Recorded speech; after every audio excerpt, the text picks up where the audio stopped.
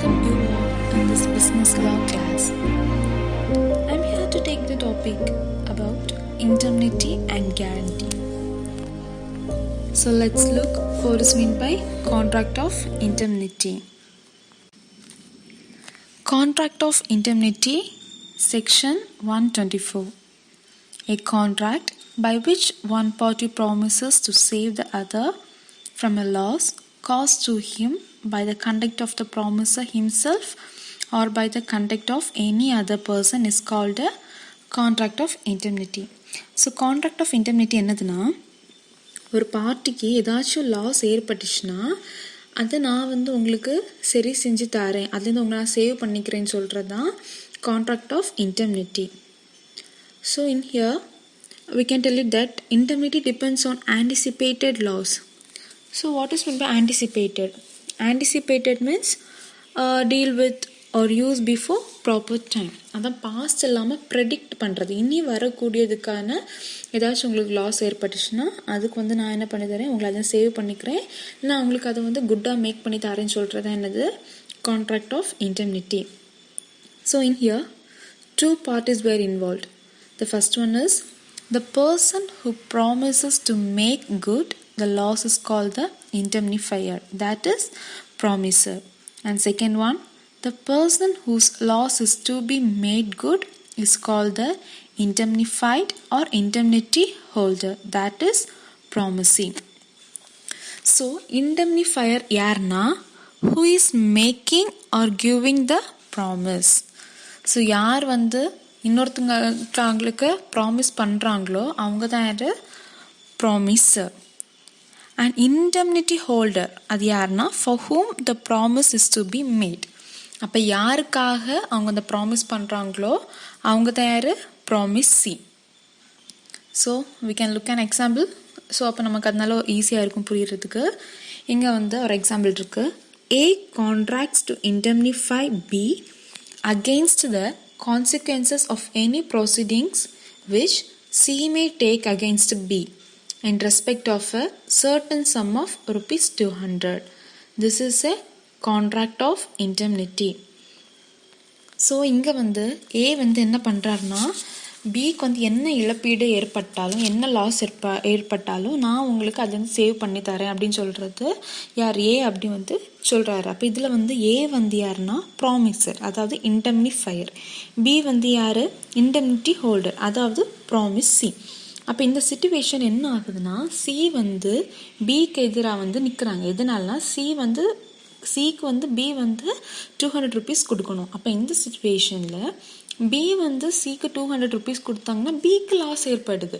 சரி, அதனால அப்போ அந்த இடத்துல என்ன நடக்குது, அந்த கான்ட்ராக்டில் ஏ அந்த பிக்கு எந்த லாஸுமே ஏற்படாதபடி அந்த பிக்கு அந்த ₹200 ஏ கொடுக்குறாங்க. அப்போ இந்த ஏ யாருக்கு கொடுக்குறாங்க, சிக்கு ₹200 கொடுக்குறாங்க. ஸோ இது என்னென்னா contract of indemnity. And essential elements of contract of indemnity. So இந்த essential elements of contract of இன்டெம்னிட்டியில் 4 இருக்குது. First one special contract, valid contract, competency to the contract, lawful object. அப்போ இந்த கான்ட்ராக்டோ ஸ்பெஷலாக ஒரு கான்ட்ராக்ட் கன்சிடரேஷன் எல்லாமே இருக்கணும். And the second thing is valid contract. See in here, if the contract should be valid, there must be free consent and capacity of parties should be capable. So valid contract இந்த contract ஆகணும்னா கண்டிப்பாக அதில் free consent இருக்கணும்.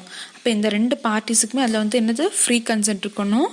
அதுவும் இந்த party கேப்பபிளாக இருக்கணும். இந்த 2 பார்ட்டியுமே என்னது, கேப்பபிளாக இருக்கணும். அவங்களோட சம்மந்தமும் அந்த இதில் இருக்கணும். அப்படின்னா மட்டும்தான் அந்த கான்ட்ராக்ட் என்ன ஆகும், வேலிட் ஆகும். Third one competency to the contract. So அந்த கான்ட்ராக்ட் அவங்க எபிலிட்டியாக இருக்கணும், அந்த பர்சன் எபிலிட்டியாக இருக்கணும், அவங்களோட அக்செப்டன்ஸ் அதில் இருக்கணும். இப்போ இது என்னென்னா, இந்த கான்ட்ராக்ட் பார்த்தோன்னா contract of indemnity promising only for future, not for the past. அப்படின்னா ஃப்யூச்சருக்கான ஒரு இதுக்கு தான் அவங்க ப்ராமிஸ் பண்ணுறது. உங்களுக்கு இனி ஏதாச்சும் இழப்பீடு ஏற்பட்டுச்சுன்னா அது நான் உங்களுக்கு சரி செஞ்சு தரேன்னு சொல்கிறது தான். ஆனால் பாஸ்ட்டில் உங்களுக்கு இதுக்கு முன்னாடி ஏதாச்சும் இழப்பீடு ஏற்பட்டுச்சுன்னா அதுக்கு இந்த இன்டெம்னிஃபையருக்கு எதுவுமே அவர் சரி செய்ய மாட்டார். அப்போ இன்டெம்னிட்டால் ஃப்யூச்சரில் ஏற்படக்கூடிய லாஸ் சரி பண்ணுறது தான். சரியா? ஸோ இல்லை கண்டிப்பாக இன்னொரு பார்ட்டிக்கு என்ன ஆயிருக்கும், கண்டிப்பாக லாஸ் இருக்கும். And final one is lawful object. Lawful ஆப்ஜெக்டில் கண்டிப்பாக ரீசன் சொல்லியிருக்கணும், ரீசன் ஃபார் லாஸ் கண்டிப்பாக இருக்கணும். அப்புறம் இதில் இந்த மூட நம்பிக்கை சூப்பர்ஸ்டிஷியஸ் பிலீவ்ஸ்லாம் வந்து டேக்ஸ் பிளேஸ் ஆகிக்காது. இப்போ நான் வந்து என்ன சொல்லுவாங்கன்னா, எனக்கு வந்து இந்த சகுன நாளில் இந்த இதனால தான் சரியில்லை அப்படின்னு சொன்னாங்கன்னா கண்டிப்பாக அந்த கான்ட்ராக்ட் இன்வேலிட் தான் ஆகும். ஆனால் இதில் கண்டிப்பாக இந்த பார்ட்டிஸ் வந்து இன்வால்வ் ஆகிருக்கணும். சரி, அதான் லாஃபுல்லாக இருக்கணும். இப்போ இதில் வந்து நம்ம கான்ட்ராக்ட் ஆஃப் இன்சூரன்ஸுக்கும் இன்டர்மினிட்டிக்கும் டிஃப்ரென்ஸ் பார்த்தாங்கன்னா நமக்கு ஈஸியாக புரியும். So and the next one is rights of indemnity, that is holder. So there are 3 rights. The first one is recover damages, second one recover cost, and the final one is sums paid in compromise. அப்போ இதில் வந்து அவர் சொல்லியிருப்பார், நான் உங்களுக்கு என்ன டேமேஜோ என்ன loss ஏற்பட்டாலும் அது சரி செஞ்சு தரேன். அப்போ அந்த பட்சத்தில் அந்த ஹோல்டருக்கு அது விருப்பம் இல்லைன்னா அவங்க வந்து அப்போ என்ன பண்ணியிருப்பாங்க, அந்த காஸ்ட்டை வந்து அவங்க அதுக்கான அந்த இழப்பீடுக்கான அந்த ரூபாவை வந்து அவங்க கொடுத்து சரி பண்ணுவாங்க. இல்லைன்னா 2 பார்ட்டிஸுமே காம்ப்ரமைஸாக போவாங்க. இதுதான் ரைட்ஸ் ஆஃப் இன்டெம்னிட்டி ஹோல்டர். ஸோ இப்போ கான்ட்ராக்ட் ஆஃப் இன்டெம்னிட்டி இவ்வளோ தான். கான்ட்ராக்ட் ஆஃப் இன்டெம்னிட்டி என்னெல்லாம் பார்த்தோம், டெஃபினிஷன் பார்த்தோம், எத்தனை பார்ட்டிஸ் இன்வால்வ் ஆகிருக்காங்க, essential elements and rights of indemnity. Contract of guarantee, section 126. A contract of guarantee is a contract to perform the promise or discharge the liability of a third person in case of his default. The person who gives the guarantee is called the surety.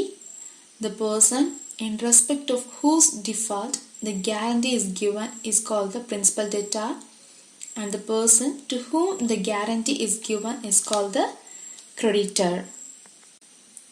இதில் contract of கேரண்டினா என்னதுன்னா, இதில் வந்து ஒருத்தவங்க ஒரு promise பண்ணுறாங்க.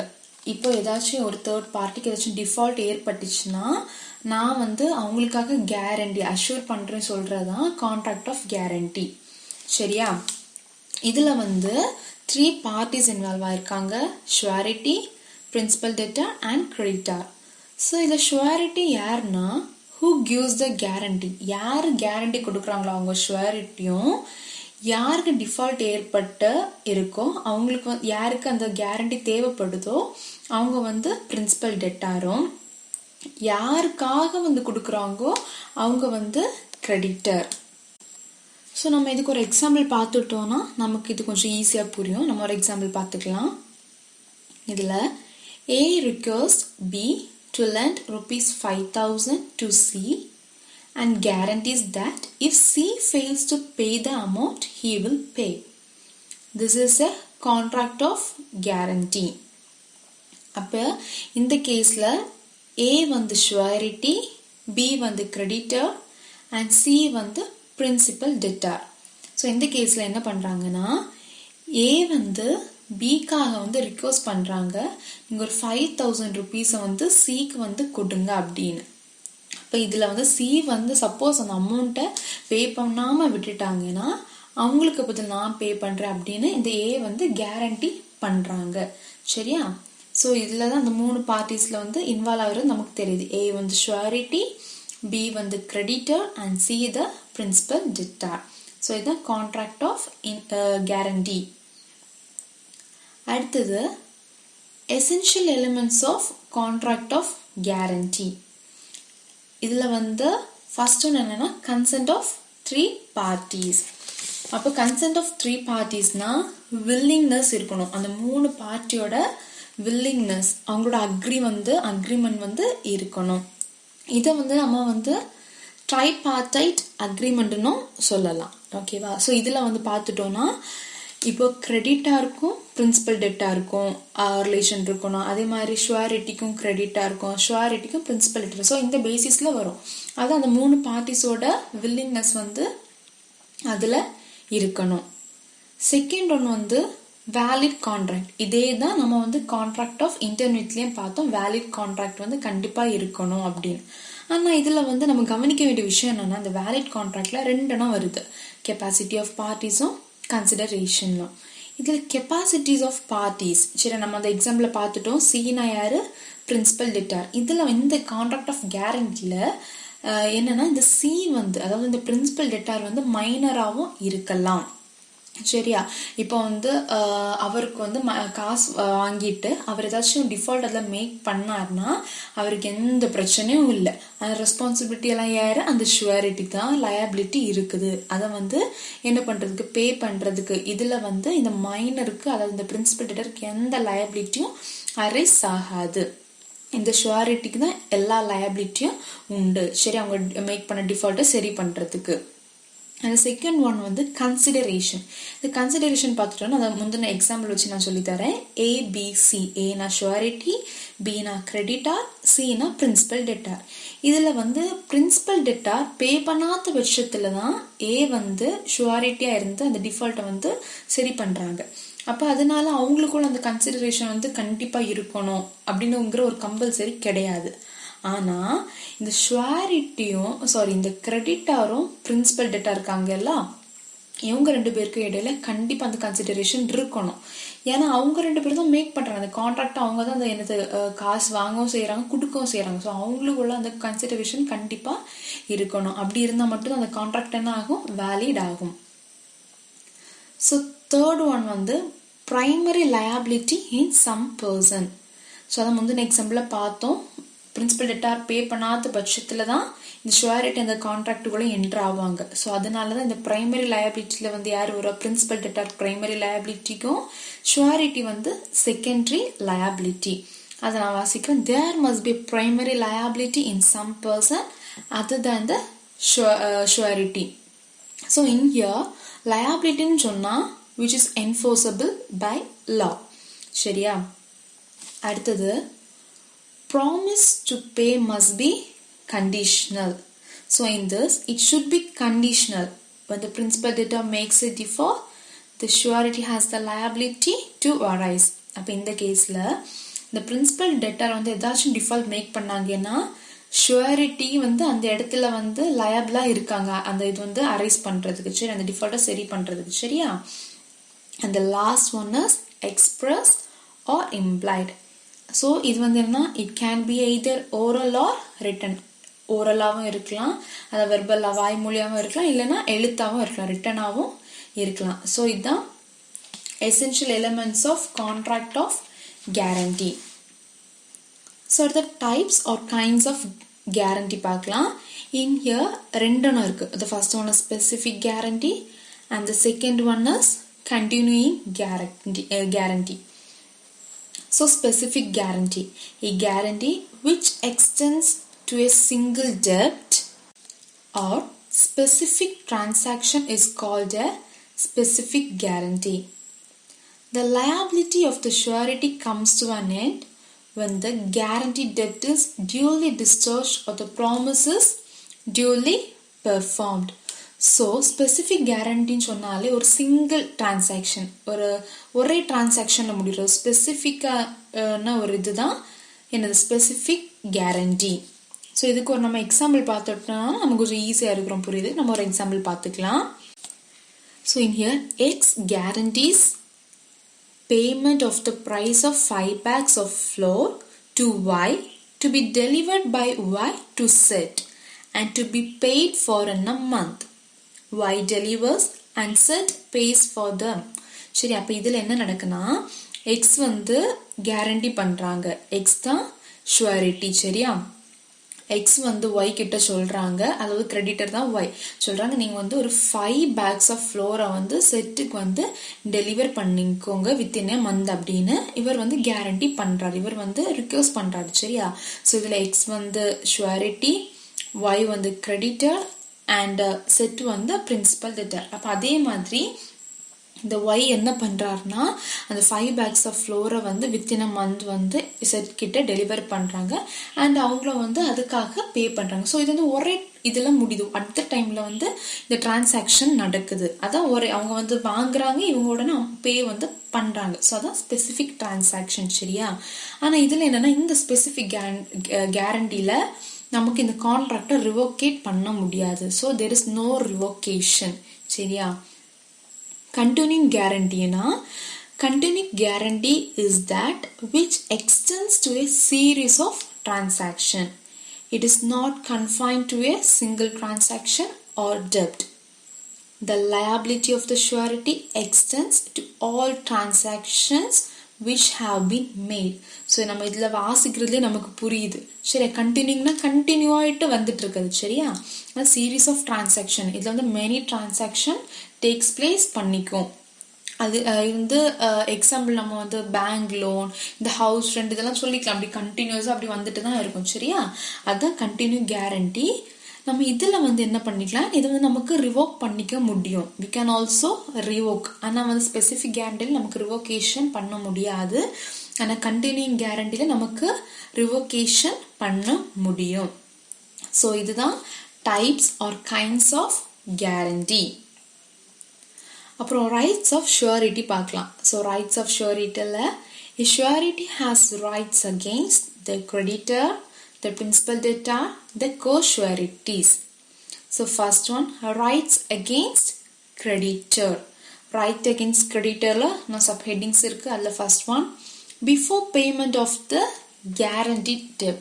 So what is mean by before payment of the guaranteed debt? So let's look that a surety may, after the guaranteed debt has become due and before he is called upon to pay, require creditor to sue the principal debtor. However, surety indemnify the creditor's loss. அப்போ guarantee டெப்ட் வந்து Duke வரும்போது அவங்கள வந்து கால் அப்பன் பண்ணுவாங்க பே பண்ணுறதுக்கு. So அந்த சமயத்தில் என்ன ஆகுதுன்னா, இந்த கிரெடிட்டருக்கு வந்து பிரின்சிபல் டெப்டர் மேலே சூ பண்ணிக்கிறாங்க. அப்படின்னா மேக் ப்ளீ டு என்னது, அவங்களுக்கு ஃபேவராக வந்து பண்ணுறதுக்காக இவங்க என்ன பண்ணுறாங்கன்னா, அந்த பர்சன் கிட்ட வந்து ப்ளீ பண்ணுறாங்க. Make plea to person for favour. சரியா, அந்த சிச்சுவேஷனில் கிரெடிட்டர் வந்து பிரின்சிபல் டெப்டார் கிட்ட வந்து ப்ளீ பண்ணுறாங்க. ஆனால் இதில் என்னன்னா, இந்த கிரெடிட்டாருக்கு வந்து பிரின்சிபல் டெப்டாருக்கு மேலே எந்த இதுவுமே லீகல் ஆக்ஷன் இது பண்ணிக்க முடியாது. ஆனால் ஷூரிட்டி மேலே எடுக்க முடியும். அப்போ இந்த சிச்சுவேஷனில் எப்படியா இருந்தாலும் இந்த பிரின்சிபல் டெப்டார் வந்து ஏற்படுத்தின லாஸை வந்து அதோட டிஃபால்ட்டை இந்த ஷூரிட்டி என்ன தான் பண்ணி ஆவாங்க, சரி பண்ணி தான் அவங்க இந்த கிரெடிட்டர்ஸ் லாஸை வந்து இந்த ஷூரிட்டி இண்டம்னிஃபை பண்ணுவாங்க. சரியா, அந்த செகண்ட் ஒன் வந்து right of set off. Right of set ஆஃப்னா, if creditor want to pay something to us அப்படின்னா, இப்போ கிரெடிட்டர் ஏதாச்சும் நமக்கு பே பண்ண வேண்டியது இருந்துச்சுன்னா இந்த இடத்துல அவங்க இந்த ஷூரிட்டி என்ன பண்ணிக்கலாம்னா கிளைம் பண்ணிக்கலாம், கவுண்டர் கிளைம் பண்ணிக்கலாம். அதாவது டிடக்ஷன்ல அவங்க கிளைம் பண்ணிக்கலாம். அப்போ அவங்க அந்த அமௌண்ட்டை தருவாங்க. சப்போஸ் அந்த அமௌண்ட்லேருந்து நம்ம ஏதாச்சும் கொடுக்க வேண்டியது இருந்தாலும் நம்ம பே பண்ணிக்கலாம். இப்போ எக்ஸாம்பிள் ஒரு 5,000 நம்ம தான் இதுக்கு முன்னாடி அவங்களுக்கு பே பண்ண வேண்டியதான் இருந்திருக்கும் அந்த லாஸில். ஆனால் இவங்க கிரெடிட்டர் நமக்கு தர வேண்டியது ஏதாச்சும் இருந்துச்சுன்னா அப்போ ஒரு 4,000 அவங்க நமக்கு தர வேண்டியது இருக்குன்னு வச்சுக்கோங்க. ஸோ அப்போ அந்த 4,000 அவர் வந்து நமக்கு பே பண்ணிடுவார். அப்போ நம்ம தான் இங்கே இப்போ ஒரு 1,000 பேலன்ஸ் 1,000 பே பண்ண வேண்டியது இருக்கும். அது நம்ம அப்படி பே பண்ணிக்கலாம். அதான் டிடக்ஷனில் நம்ம இந்த என்ன பண்ணிக்கலாம்னா கோர்ட்டில் வந்து கவுண்டர் கிளைம் பண்ணிக்கலாம். அதாவது டிடக்ஷனில் இது பண்ணிக்கலாம். அப்போ அவர் என்ன பண்ணுவார், இந்த கிரெடிட்டர் வந்து நமக்கு பே பண்ண வேண்டியதை அவர் வந்து பே பண்ணிப்பார். தேர்ட் ஒன் வந்து on payment of the guarantee டெப்ட். ஸோ இதுக்கு வந்து நான் ஒரு எக்ஸாம்பிள் சொல்லித்தரேன். C advances to P his tenant ₹2,000 on the guarantee of S. C has further security for the ₹2,000 by a mortgage of P's furniture. C cancels the mortgage, P becomes insolvent and C sues S on his guarantee. S is discharged from the liability to the amount of the value of the furniture. இப்போ இதில் பார்த்துட்டோம்னா C வந்து கிரெடிட்டரும், B வந்து principal டெப்டார், S வந்து surety. அப்போ இந்த C என்ன பண்ணிக்கிறாருன்னா பிக்கு வந்து அவர் டெனண்ட்டை வந்து 2,000 வந்து கொடுக்குறாங்க. அப்போ இது கேரண்டியாக இருக்கிறது எஸ். சரியா, அது ஷூரிட்டி. இப்போ இந்த இடத்துல சிக்கு வந்து ஃபர்தராக இந்த 2,000 ருபீஸ்க்கு செக்யூரிட்டிக்காக இந்த பி வந்து மார்ட்கேஜ் அவங்களோட ஃபர்னிச்சரை கொடுத்துருக்காங்க. அப்படின்னா ஈடாட்டு அடமானமா, சரி, அதான் மார்ட்கேஜ் அப்படி கொடுக்குறாங்க. ஆனால் இந்த சிச்சுவேஷன் என்ன ஆகுதுன்னா இந்த சி வந்து என்ன பண்ணுறாங்க, அந்த மார்ட்கேஜை கேன்சல் பண்ணுறாங்க. சீனா யாரு, த கிரெடிட்டர். சரியா, இவர் என்ன பண்ணுறாரு, அந்த மார்ட்கேஜை கேன்சல் பண்ணுறாரு. ஸோ இந்த பி அதாவது இந்த பிரின்சிபல் டெட்டருக்கு வந்து இன்சால்வெண்ட் அப்படின்னா எதுவுமே பண்ண முடியாமல் அவங்க நிற்கிறாங்க. ஸோ இந்த சுச்சுவேஷனில் இந்த சி என்ன பண்ணுறாங்கன்னா எஸ் மேலே வந்து சூ பண்ணுறாங்க, கேஸ் இது பண்ணுறாங்க, லீகல் ஆக்ஷன் எடுக்கிறாங்க. சரி, அதான் நான் நேரமாக சொன்னேன், இந்த கிரெடிட்டாருக்கு பிரின்சிபல் டெட்டார் மேலே எந்த இதுவுமே லீகல் ஆக்ஷன் எடுக்கிறதுக்கு இது முடியாது. ஆனால் இந்த கிரெடிட்டாருக்கு ஷுவாரிட்டி மேலே எடுக்கலாம். அப்போது அதுதான் இங்கே நடக்குது.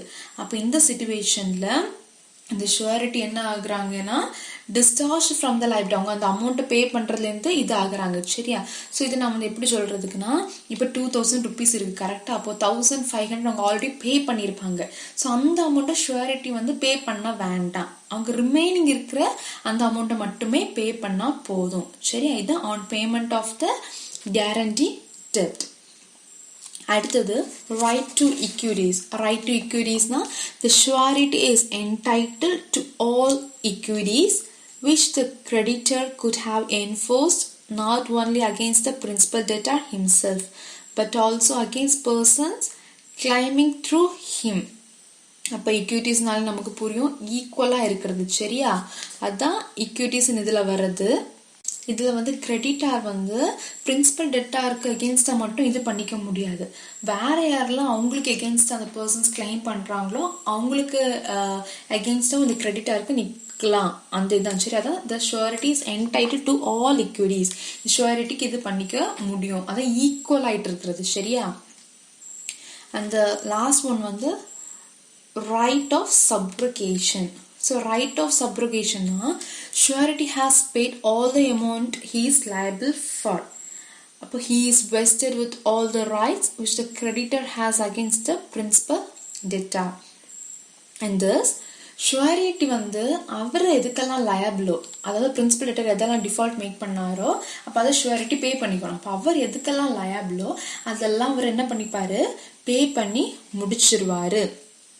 சரி, அதான் இந்த கிரெடிட்டர் வந்து கொடுத்துருப்பாரு, காசு கொடுத்துருப்பாரு, ஆனால் இந்த பிரின்சிபல் டெட்டார் பே பண்ணாமல் இருந்திருப்பாங்க. அதான் அதுக்கான எல்லா இது லயபிலிட்டியும் யாருக்கு போயிட்டு இது ஷுவாரிட்டி, அவங்க அது வந்து என்ன பண்ணியிருப்பாங்க, எல்லாம் பே பண்ணி முடிச்சிருப்பாங்க. Subrogation is nothing but substitution. சரியா? Substitution of one person for another, that is subrogation. அடுத்தது செகண்ட் மெயின் ஹெட்டிங் வந்து ரைட்ஸ் அகெயின்ஸ்ட் பிரின்சிபல் டெட்டார். இதில் 2 சப் ஹெட்டிங் இருக்கு. First one, right to be relieved from liability. ஸோ இதில் என்னதுன்னா surety வந்து surety can convince or persuade his principal debtor to relieve him from the liability by paying off debt. அதாவது இந்த surety வந்து convince வந்து பண்ணிக்கலாம், அதாவது பெர்சுவேட் பண்ணிக்கலாம். யார்? இந்த பிரின்சிபல் டெட்டார் கிட்ட பண்ணிக்கலாம், என்ன இந்த இதில் இருந்து என்ன வந்து ரிலீவ் பண்ணிக்கோங்க அப்படின்னு சொல்லிட்டு ஷுவாரிட்டிக்கு வந்து அவங்க கிட்ட இது பண்ணிக்க முடியும், பெர்சுவேட் பண்ணிக்க முடியும். ஆனால் எப்போனா இது வந்து இந்த டெப்ட் வந்து எப்போ டியூ ஆகுதோ அப்போதான் அவங்களால என்ன பண்ணிக்க முடியும், அவங்கள வந்து பேசிக்க முடியும் பிரின்சிபல் டெட்டார் கிட்ட. சரியா? த நெக்ஸ்ட் ஒன் வந்து right to indemnity. Right to இன்டெம்னிட்டினா surety is entitled to recover from the principal debtor. சரியா?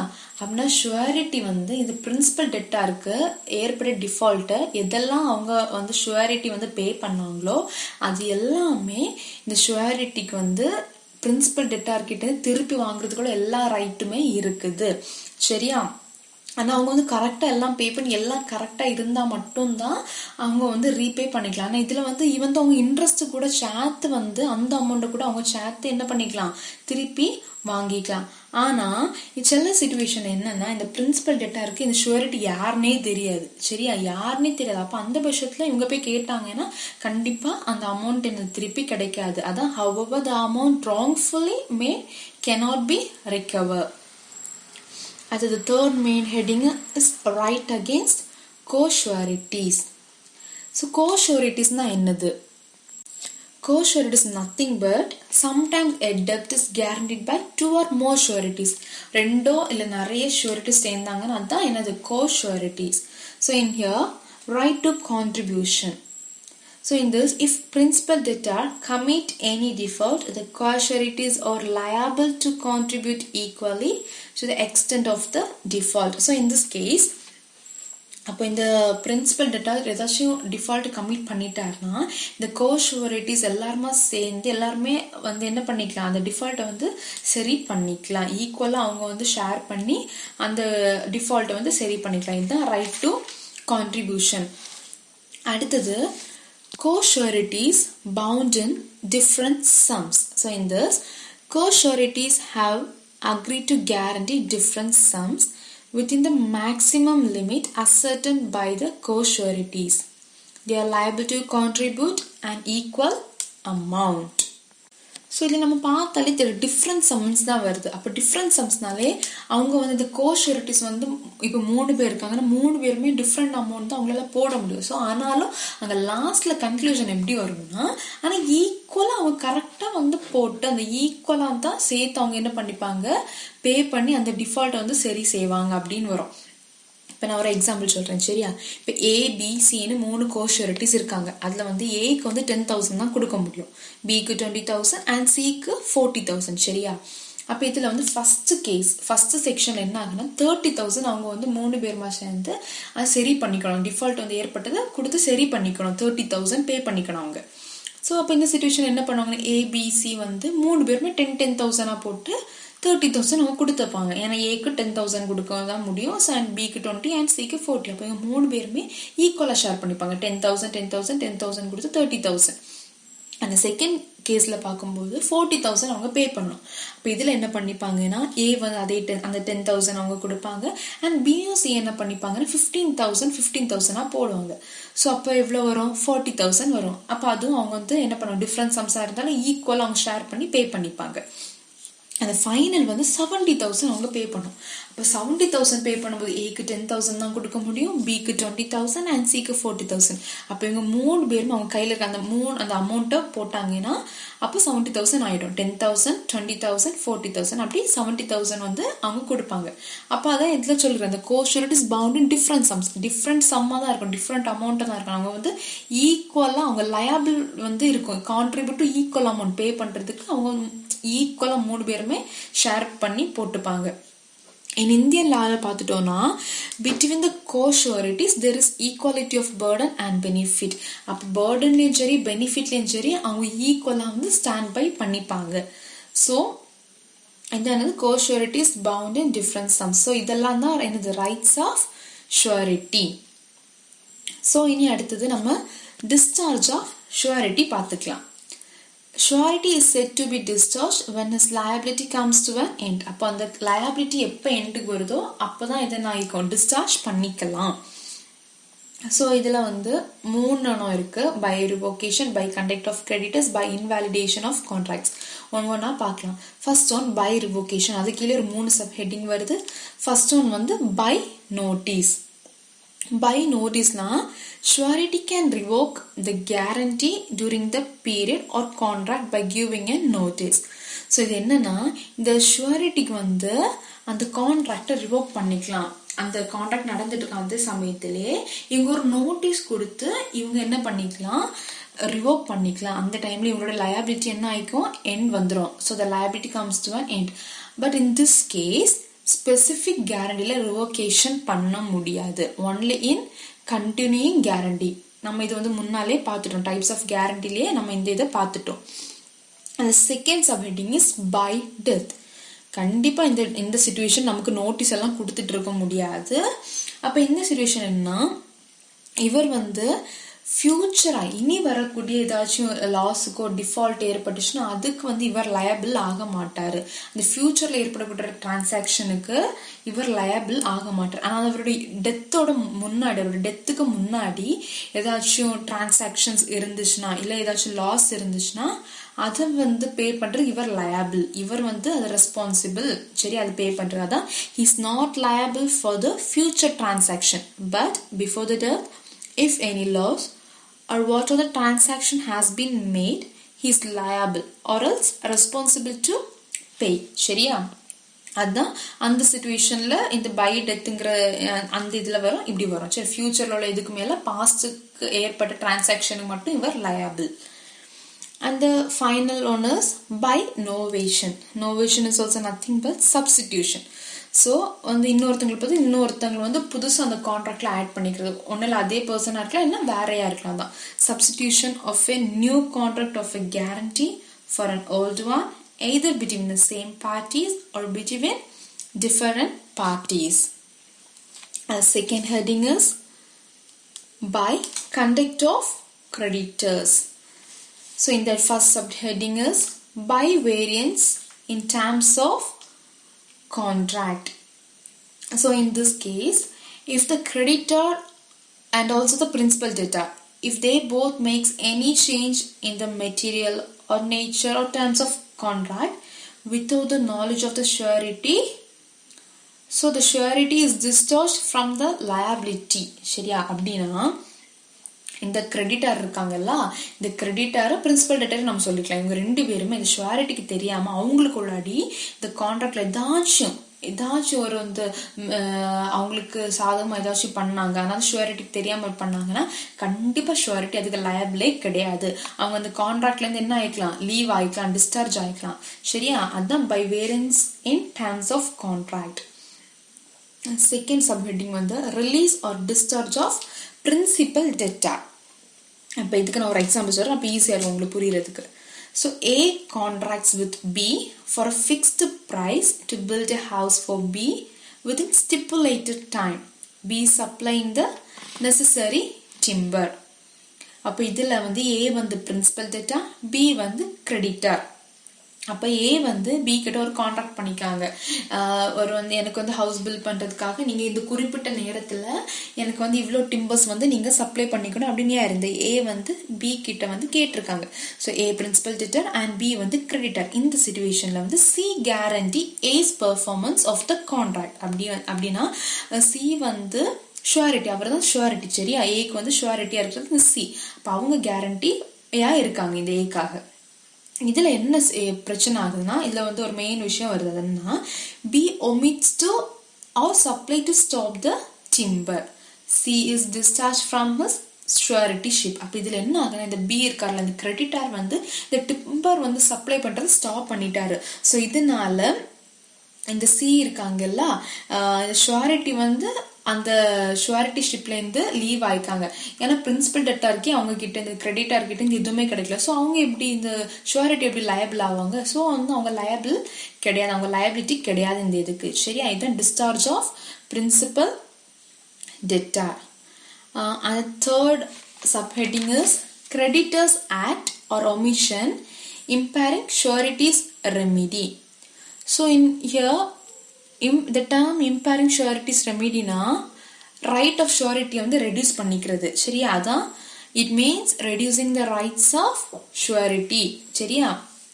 அதான்னா impairing surety's remedy. And final one subheading is loss of security. Loss of security na நம்ம முதல் பார்த்துட்ட மாதிரி இந்த creditor வந்து surety தெரியாமல், அவரோட knowledge இல்லாமல், இல்லை அவரோட சம்மந்தம் இல்லாமல் ஏதாச்சும் வேலைகள் வந்து தெரியாமல் ஏதாச்சும் பண்ணிட்டாங்கன்னா இது என்னது, இந்த ஷுவாரிட்டி வந்து லயபிளே கிடையாது அது பண்ணுறதுக்கு. ஆனால் இப்போ இப்படி பண்ணிக்கலாம். இப்போ வந்து அவங்களுக்கு வந்து ஒரே ஒரு டெப்ட் மட்டும்தான் இந்த ஷுவாரிட்டி பே பண்ண வேண்டியதாக இருக்கும். ஆனால் இந்த கிரெடிட்டர் என்ன பண்ணிப்பாருன்னா, ஒரு 2-3 வந்து டெப்ட் இவங்க பே பண்ணணும்னு சொல்லிட்டு இவங்க தலைக்கு மேலே போட்டாங்கன்னா கண்டிப்பாக அவங்க அதுக்கு லயபிளே கிடையாது. சரியா? அவங்க அந்த கான்ட்ராக்ட்லேருந்து டிஸ்சார்ஜ் ஆகிக்கலாம். ஆனால் வந்து அவங்களுக்குன்னு ஒன்று இருக்கும் தெரியுமா, பே பண்ணுறது ஒரே ஒரு டெப்ட் இருக்கும்ல, அதுலேருந்து அவங்களால வெளியே வர முடியாது. அவங்க அதை பே பண்ணி தான் ஆகணும். சரியா? இதுதான் லாஸ் ஆஃப் செக்யூரிட்டி. அடுத்தது ஃபைனல் டிஸ்சார்ஜ் ஆஃப் ஷூரிட்டி வந்து பை இன்வாலிடேஷன் ஆஃப் கான்ட்ராக்ட். இதோட ஃபர்ஸ்ட் சப்ஹெட்டிங் என்னன்னா guarantee obtained by misrepresentation. So what is meant by misrepresentation? Misrepresentation is nothing but the action or offense of giving false or misleading account of the nature of something. So misrepresentation நம்ம இதுக்கு முன்னாடியே படிச்சிருக்கோம் இது. So மிஸ்ரெப்ரசன்டேஷனாக ஒன்றுமே இல்லை, ஒரு falls ஸ்டேட்மெண்ட்டாக, ஒரு தப்பாக, ஒரு மிஸ்டேக்கான ஒரு ஸ்டேட்மெண்ட் வந்து கொடுக்கறது. சரியா? அவங்களுக்கு தெரியும் அது தப்பான ஸ்டேட்மெண்ட் தானே, ஆனா அவங்க வந்து மற்றவங்க நம்புறதுக்காக ஒரு ஃபால்ஸ் ஸ்டேட்மெண்ட் அவங்க கொடுக்குறது, ஃபால்ஸ் ஸ்டேட்மெண்ட் கொடுத்துட்டு இல்லை ஒரு ட்ரூவான ஸ்டேட்மெண்ட் சொல்றதுதான் சரியா மிஸ் ரெப்ரசன்டேஷன். கண்டிப்பா அப்படி ஒரு மிஸ் ரெப்ரசன்டேஷன் இருந்துச்சுன்னா கண்டிப்பா அந்த கான்ட்ராக்ட் என்ன ஆகும், இன்வேலிட் தான் ஆகும் சரியா. அடுத்தது வந்து guarantee obtained by concealment. So கன்சீல்மெண்ட்னா என்னது சரி, அதை நம்ம முதலே நம்ம சொன்னோம், எந்த ஒளிவு மறைவும் இல்லாமல் இருக்கணும். அப்படி இருந்தால் மட்டும் அந்த கான்ட்ராக்ட் நல்லபடியாக நம்ம கொண்டு போக முடியும், இல்லைன்னா அது அவ்வளோதான், எதுவுமே பண்ணிக்க முடியாது. ஸோ பை கன்சீல்மெண்ட்னா the action of hiding something or preventing it from being known. அதான் நம்ம தெரியாமல் இருக்கன்னு சொல்லிட்டு ஒளிவு மறைவா அவங்களுக்குள்ளே வச்சுட்டு இது பண்ணாங்கன்னா கண்டிப்பாக அந்த கான்ட்ராக்ட் இன்வேலிடு, அவங்க வேலிட் கான்ட்ராக்டே இருக்கணும். நம்ம முதலே பார்த்தோம் வேலிட் கான்ட்ராக்ட்ல கண்டிப்பாக அந்த கன்சிடரேஷன் ஃப்ரீ கன்சென்ட் இந்த மாதிரி எல்லாமே இருக்கணும். அப்போ இங்கே ஒளிவு மறைவு இதெல்லாம் இருந்துச்சுன்னா என்ன பண்ண முடியும், எதுவுமே பண்ண முடியாது. கண்டிப்பாக அந்த கான்ட்ராக்ட் என்ன ஆகிக்கும், இன்வேலிட் தான் ஆகும். The last one வந்து guarantee obtained without any consideration. So in this, if there is a failure of consideration between the creditor and the principal debtor, the surety is discharged. So இதில் வந்து நான் முதலே சொன்னேன், consideration வரும்போது இந்த ஷுவாரிட்டிக்கும் principal டெட்டாருக்கும் இருக்கோ இல்லையோ கண்டிப்பாக இந்த கிரெடிட்டாருக்கும் பிரின்சிபல் டெட்டாருக்கும் இந்த கன்சிடரேஷன் இருக்கணும்னு சொன்னேன். அப்போ இந்த கேஸில் இந்த கிரெடிட்டாருக்கும் பிரின்சிபல் டெட்டாருக்கும் ஏதாச்சும் அவங்களோட ஏதாச்சும் ஃபெயிலியர், ஏதாச்சும் ஒரு மிஸ்அண்டர்ஸ்ட் ஏதோ சம்திங் வந்துச்சுன்னா கண்டிப்பாக அந்த கான்ட்ராக்ட் இன்வேலிட் ஆகும். இந்த இதுக்கு ஷுவாரிட்டி லயபிளே கிடையாது, அவங்க அந்த கான்ட்ராக்ட்லேருந்து டிஸ்சார்ஜ் ஆகி வந்துக்கலாம். அதான் நான் சொன்னேன், இதில் மெயின் இது வந்து இந்த வேலிட் கான்ட்ராக்ட்ல மெயின் இந்த கன்சிடரேஷன்ல வந்து இது கிரெடிட்டாருக்கும் பிரின்சிபல் டெட்டரும் கன்சிடரேஷன் கண்டிப்பாக இருக்கணும் சரி. இப்போ ஏதாச்சும் கன்சிடரேஷன் இல்லாமல் ஏதாச்சும் அவங்களுக்குள்ள ஏதாவது ப்ராப்ளம் வந்துச்சுன்னா அது இன்வேலிட் ஆகும். ஸோ இந்த கான்ட்ராக்ட் இன்வேலிடாக இல்லாமல் இருக்கிறதுக்கு நம்ம இதெல்லாம் ஒன்று கரெக்டாக பார்த்துக்கணும் சரி, அப்போதான் இந்த கான்ட்ராக்ட் வந்து வேலிடாக இருக்கும். ஸோ நம்ம இப்போ கான்ட்ராக்ட் ஆஃப் கேரண்டியில் இப்போ இவ்வளோ தான் கான்ட்ராக்ட் ஆஃப் கேரண்டி. ஸோ நம்ம இப்போ என்னெல்லாம் பார்த்துட்டோம், கான்ட்ராக்ட் ஆஃப் கேரண்டியோட டெஃபினிஷன் பார்த்தோம், எத்தனை பார்ட்டிஸ் இன்வால்வ் ஆயிருக்காங்க, essential elements of contract of guarantee, types or kinds of guarantee, rights of surety and discharge of surety. So இவ்வளோ தான் மொத்தமே contract of indemnity and guarantee. I hope that everyone might have understood. Thank you so much. Thank you for listening. Thank you.